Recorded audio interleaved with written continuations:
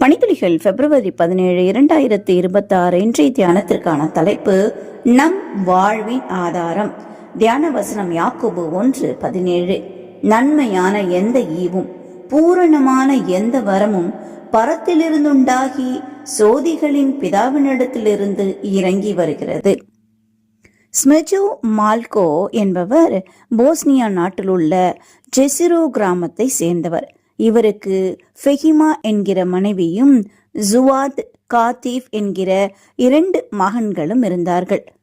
இந்த போஸ்னியா மற்றும் அதனை சுற்றி இருந்த பகுதிகளில் இருந்த மக்களுக்கு ஒரு நம்பிக்கை இருந்ததாம்.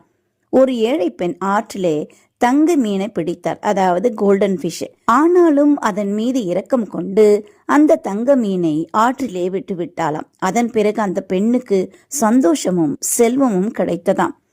அவள் தங்க மீனை ஆற்றிலே மீண்டும் விட்டதாலேயே அவளுக்கு செல்வம் கிடைத்ததாக அப்பகுதி மக்கள் நம்பினார்கள்.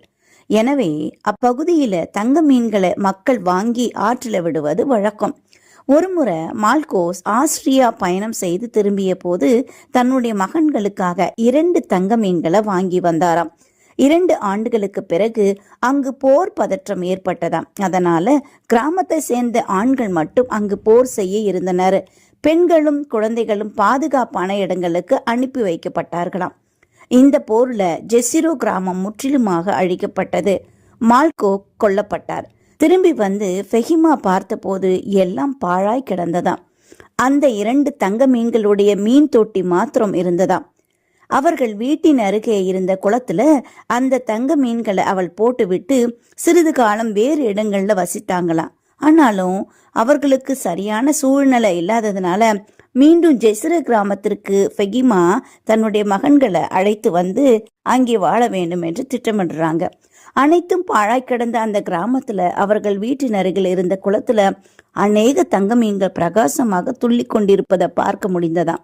உடனே ஃபெஹிமா தன் கணவர் கொடுத்த அந்த பரிசை நினைத்து பார்த்து, நம்பிக்கை இல்லாத சூழ்நிலையில கணவர் விட்டு சென்ற அந்த பரிசு இப்பொழுது அவளுடைய வாழ்வாதாரமாக மாறியிருந்ததாம். பாழாய் கிடந்த கிராமம் தற்போது தங்க மீன்கள் விற்கக்கூடிய மிக முக்கியமான இடமாக மாறியதாம்.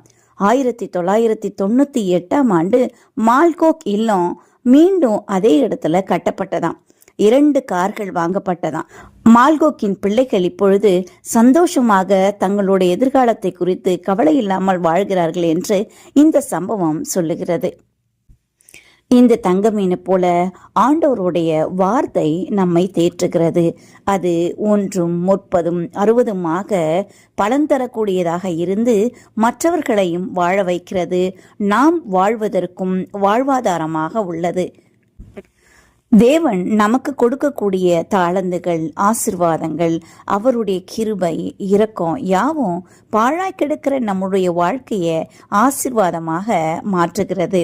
தேவனே அதை மாற்றுகிறார் என்பதை நாம் உணர்ந்து மல்கோக் விட்டு சென்ற தங்க மீன்களை பார்க்கும்போது அவருடைய மனைவிக்கு எப்படி நம்பிக்கை பிறந்ததோ அதே போல கர்த்தர் நமக்காக விட்டு சென்ற வார்த்தைகளை நாம் பார்க்கும் பொழுதோ இல்லை கேட்கும் பொழுதோ நமக்கு ஒரு நம்பிக்கை பிறந்து நம்முடைய வாழ்க்கையில் மறுமலர்ச்சி ஏற்படட்டும். தேவன் நம்மை ஆசீர்வதிப்பார். இந்த நாள் உங்களுக்கு இனிய நாளாய் இருக்கட்டும்.